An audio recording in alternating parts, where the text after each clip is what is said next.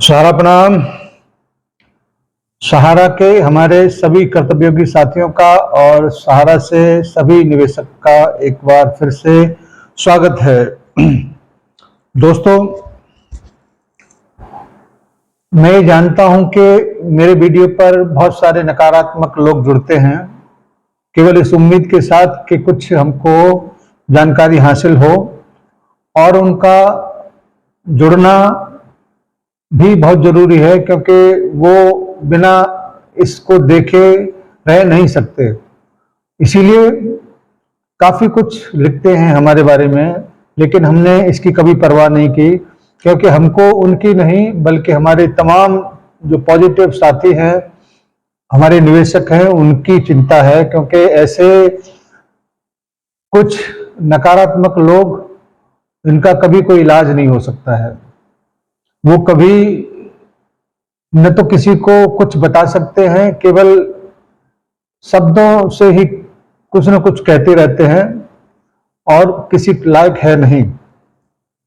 खैर, मुझे उनसे कोई लेना देना नहीं है। हमारा जो कर्तव्य है वो हम निरंतरता के साथ अपने साथियों के लिए निभाते चले आ रहे हैं और निभाते रहेंगे तब तक जब तक के सुप्रीम कोर्ट से भुगतान के लिए ऐसी व्यवस्था न हो जाए जिससे कि उनके भुगतान जिनका हुआ नहीं है उनके घर तक न पहुंचे।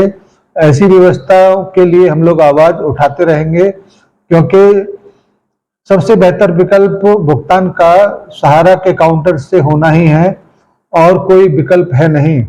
और इसको सरकार भी अच्छी तरह से समझ रहा है, क्योंकि विगत 2-2.5 सालों से उनके पास फंड होते हुए भी इतना विलंब से भुगतान उन्होंने किया है। अगर यही फंड सहारा के पास होता तो ये भुगतान 2 महीने के अंदर, 2 महीने से पहले भी किया जा सकता था, क्योंकि सहारा के काउंटर से भुगतान का कहीं कोई मना नहीं किया है। केवल फंड की उपलब्धता न होने के कारण ही भुगतान सहारा के काउंटर से नहीं हो रहा है। अन्यथा न तो सुप्रीम कोर्ट ने, न सीआरसीएस ने, न सरकार ने, न किसी एजेंसी ने इस बात को कहा है कि सहारा के काउंटर से भुगतान नहीं हो सकता। सभी इस बात को तय करके बैठे हैं कि भुगतान होना चाहिए, कहीं से भी हो। अब फंड की अगर उपलब्धता होती तो ये सब नौबत ही नहीं आती, क्योंकि फंड को अवरोध करने के बाद में ही ये सारी समस्याएं आपके और हमारे सामने आई हैं। 40,000 करोड़ के लगभग, 30 से 40,000 करोड़ का जो कैश का फ्लो है वो बंधक बना हुआ है। सुप्रीम कोर्ट से तमाम प्रॉपर्टियां अटैच की हुई हैं, वो भी मॉर्गेज हैं। इसीलिए ये सारी प्रॉब्लम है। उस पर कई ऐसी आदेश, कई ऐसी बंदिशें सहारा इंडिया परिवार के ऊपर है, जिसकी वजह से ये प्रॉब्लम हम सबके सामने आ रही है। अगर ऐसे आदेश हों कि सहारा के काउंटर से भुगतान डायरेक्ट पार्टियों के खाते में पहुंचे तो शायद सारी समस्याओं का समाधान हो जाए। और सबसे महत्वपूर्ण समस्या का समाधान हो जाएगा कि सहारा के कार्यकर्ता जो लेके आए थे वो दे के जब आएंगे तो उनके सर से भी बोझ हटेगा और एक जिम्मेदारी हटेगी। तो ये सबसे बढ़िया विकल्प हो सकता है माननीय सुप्रीम कोर्ट के समक्ष कि सहारा के कार्यकर्ताओं के माध्यम से अगर भुगतान करने की व्यवस्था अगर किया जाता है, वो भी डायरेक्ट अकाउंट में, तो सभी समस्याओं का समाधान एक तरीके से हो जाएगा। इसके बारे में झारखंड विधानसभा में भी आवाज उठाया है कि कार्यकर्ताओं के माध्यम से, क्योंकि रोजगार बाधित है उनका, उनके माध्यम से अगर भुगतान होता है तो समस्या बिल्कुल जीरो हो सकता है। साथियों, क्योंकि सुप्रीम कोर्ट का ही सब लोग इंतजार कर रहे हैं, मध्यस्थता के बारे में जो कुछ भी डिसीजन हुआ होगा उसका भी इंतजार कर रहे हैं, पिनक पानी मोहंती जी के केस की सुनवाई का भी इंतजार कर रहे हैं, और उसके जब भी जो भी आदेश होंगे उसको जरूर हम लोग आपके सामने लेके आएंगे, क्योंकि हमारी पूरी नजर मानी सुप्रीम कोर्ट की प्रत्येक कार्रवाई पर है। इतने दिन हो गए आपके बीच में अपनी बातों को रखते हुए, एक खास बात आपके बीच में रखना है। लगभग 300 एपिसोड हमारे हो चुके हैं और उन सबका एक पवित्र उद्देश्य है कि हमारे कार्यकर्ताओं के हौसले, हमारे कार्यकर्ताओं को धैर्य कैसे रखा जाए, हमारे निवेशकों को भ्रम भ्रांतियों से दूर करना और माननीय सुप्रीम कोर्ट के दिशा निर्देश जो भी है उनसे अवगत कराना। किसी भी प्रकार का और कोई उद्देश्य हमारा नहीं है। अगर किसी व्यक्ति को या किसी व्यक्ति विशेष को हमारे इन सारी वीडियो से कोई प्रॉब्लम है, समस्या है, उनको इनसे आपत्ति है, तो मैं उन सभी से ये रिक्वेस्ट जरूर करूंगा कि कृपया यथार्थ को छोड़ दें, क्योंकि आप भले ही बदल जाएं लेकिन हम नहीं बदल सकते, क्योंकि सहारनीय परिवार हमारे रग रग में बसा है और हम किसी भी हालत में इसके विरुद्ध कोई बात नहीं कर सकते, क्योंकि सहारनीय परिवार जीवित है, इसी वजह से हम और आप जीवित हैं। जिस दिन ये नहीं रहेगा उस दिन हम और आप भी नहीं रहेंगे, मुलाकात नहीं होगी, बात नहीं होगी, क्योंकि इसी देश में सहारा के अलावा बहुत सारी ऐसी फाइनेंस कंपनियां थी जो आज नहीं है। उनके भी कार्यकर्ता हैं लेकिन वो आज कहीं नजर नहीं आते हैं, क्योंकि उनको पता है कि हम किनसे और कैसे बात करें, क्योंकि सामने उनका कोई है ही नहीं, न प्रबंधन है, न सुप्रीम कोर्ट सुन रहा है, न सरकार सुनता है। तो बेहतर विकल्प क्या है ये आप लोग खुद समझ सकते हैं। सहारा का रहना बहुत जरूरी है, तभी आपके भुगतान आपके दरवाजे पर पहुंच सकते हैं। अगर हम इसकी जड़ों को काटने का काम अगर निरंतर करते रहेंगे तो हम अपने ही पैरों पर कुल्हाड़ी मारने वाला काम कर रहे हैं। और मैं ऐसे सभी लोगों से जरूर कहना चाहूंगा कि सुप्रीम कोर्ट से बड़ा कोई नहीं हो सकता। अगर वहां से कोई दिशा निर्देश नहीं आ रहा है तब तक हम किसके विरुद्ध लड़ाई लड़ें और कैसे लड़ाई लड़ें, ये समझ से बाहर की बात है। सहारा के अधिकारियों के ऊपर या सहारा के विरुद्ध इस वक्त कोई भी कार्रवाई करना या उसके विरुद्ध में जाना एक तरीके से अपने आप को दंडित कर देने जैसा है, क्योंकि सहारा का फ्रंट पे आना, सहारा का सामने रहना, सहारा के दरवाजे खुलना, सहारा के कार्यालय खुलना, सहारा का कार्यकर्ता का रहना, ये ऐसे ही आवश्यक है जैसे जीवन के लिए ऑक्सीजन।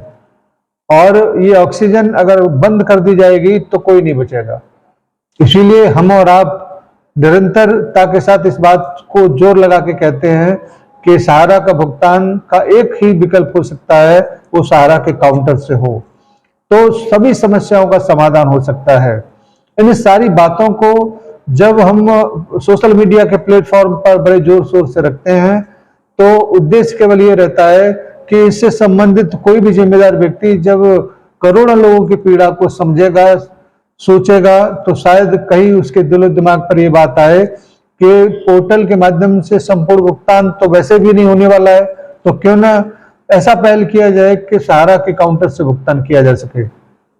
इन्हीं सारी बातों को लेकर हम आपके बीच में आते हैं और गाहे बगाहे जो कुछ भी हम लोग कहते हैं वो केवल और केवल उसका एक ही यही उद्देश्य रहता है कि किसी भी प्रकार से वो समय कट जाए जो बहुत विपरीत, बहुत कष्टों भरा है। और जिस दिन आपकी समस्या का समाधान होगा, मेरा पहले से भी आपसे ये वादा है कि हम लोग यथार्थ पर आपको फिर नजर नहीं आएंगे, क्योंकि उद्देश्य हमारा YouTube पर आकर आपके सामने बार बार आना ये हमको भी अच्छा नहीं लगता, लेकिन मजबूरी ऐसे बहुत सारे लोगों की है जो यथार्थ को देखकर अपने आप को थोड़ा सा हौसला बनाए रखने में कामयाब रहते हैं। इसी वजह से हम लोग आपके बीच में आते हैं।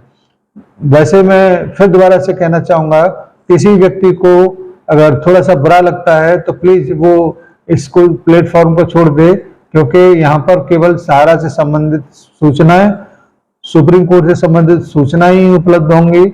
और जैसे ही उपलब्धता हमारे पास आता है हम आपके बीच में उन सारी खबरों को लेके आते हैं।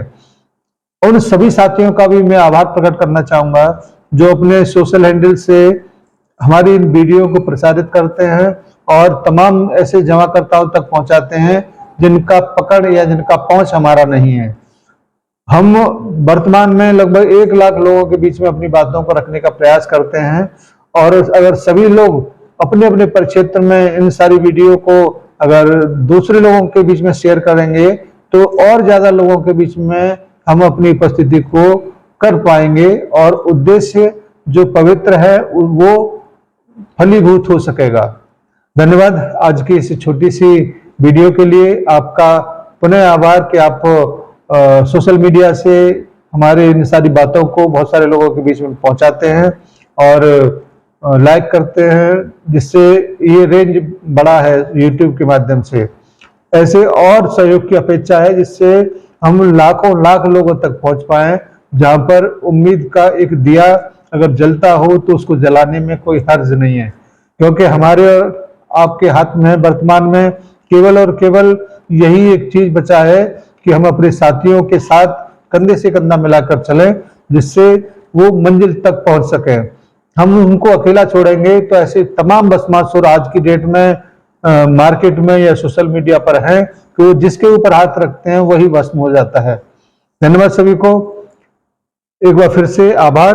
सभी साथियों को सादर सादर प्रणाम, निवेशकों को सादर नमस्कार। जय हिंद, सादर सादर प्रणाम।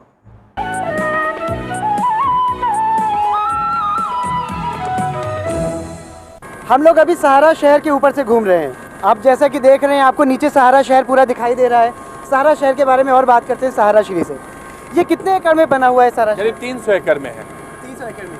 ये सहारा शहर बनाने का आपके मन में कैसे विचार है? ये बहुत आवश्यक चीज़ है हम लोगों के लिए, क्योंकि परिवार बहुत बड़ा है और परिवार को एकत्रित होकर विचार विमर्श करने के लिए हमें जगह चाहिए था। जैसे सहारा शहर में हम लोग यहाँ 2,500 से 3,000 लोगों का रहने की व्यवस्था है और करीब 5,000 लोगों का बैठकर विचार विमर्श करने के लिए ऑडिटोरियम हमने बनाया है। तो ये हम लोगों के लिए बहुत आवश्यक है, क्योंकि पारिवारिक माहौल में सोच विचार के आदान प्रदान होना बहुत आवश्यक है, जो हम लोगों को निरंतर होता ही रहता है। तो इस वजह से हम लोग इस टाइप के एक जगह को तैयार किए हैं।